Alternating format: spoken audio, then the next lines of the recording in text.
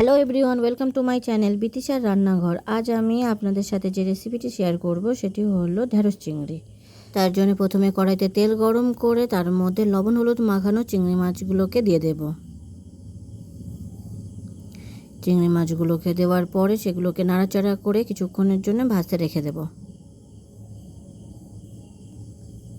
চিংড়ি মাছগুলো ভালোভাবে ভাজা হয়ে গেছে, চিংড়ি মাছগুলোকে তুলে নেব।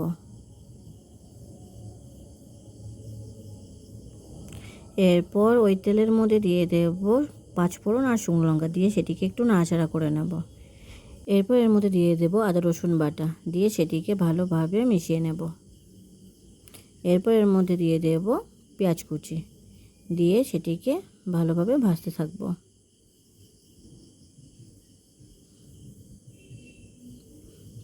পেঁয়াজটি একটু নরম হয়ে আসলে এর মধ্যে লম্বা করে কাটা আলুগুলোকে দিয়ে ভাজা করতে থাকব।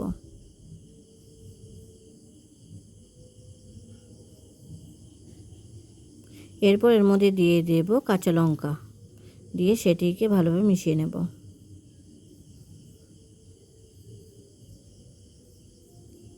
এরপর এর মধ্যে দিয়ে দেব টমেটো কুচি দিয়ে সেটিকেও মিশিয়ে নেব।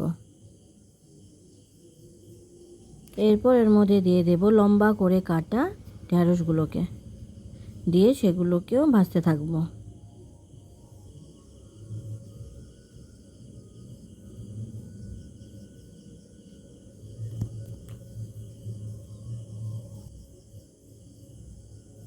এরপর এর মধ্যে দিয়ে দেব পরিমাণ মতো লবণ, দিয়ে দেব পরিমাণ মতো হলুদ দিয়ে সেটিকে ভালোভাবে মিশিয়ে নেব আর ভাজা করতে থাকব।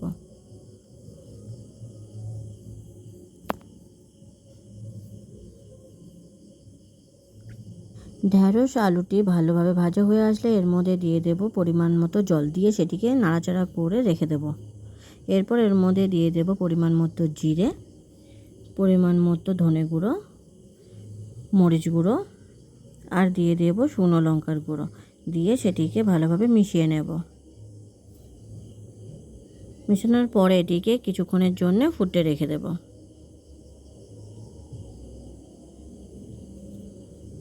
ঝোলটা ভালোভাবে ফুটে উঠেছে। এরপর এর মধ্যে ভেজে রাখা চিংড়ি মাছগুলোকে দিয়ে দেব।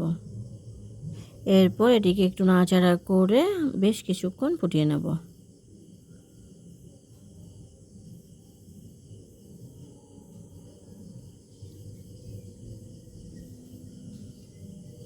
ঝোলটা ভালোভাবে ফুটছে, একটু নাড়াচাড়া করে দেখে নেব। ঝোলটা প্রায় হয়ে এসেছে, তৈরি হয়ে গেছে আমাদের ঢেঁড়স চিংড়ি।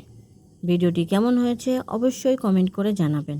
আর ভিডিওটি যদি আপনাদের ভালো লেগে থাকে তাহলে অবশ্যই সাবস্ক্রাইব করবেন।